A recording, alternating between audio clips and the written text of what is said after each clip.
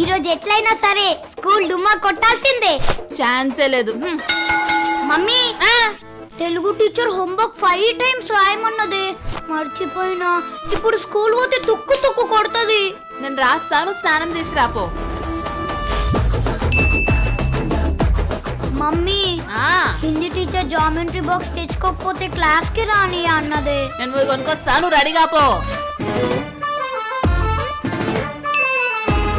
Mummy, social teacher world map తెమ్మన్నదే,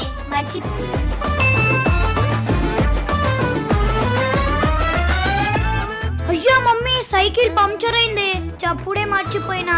అయినా school time అయిపోతుంది, gate బంద్ చేస్తారు ఇక. సరే పోంతి, ఒక్కరోజు పోకుంటే ఏమైతుంది.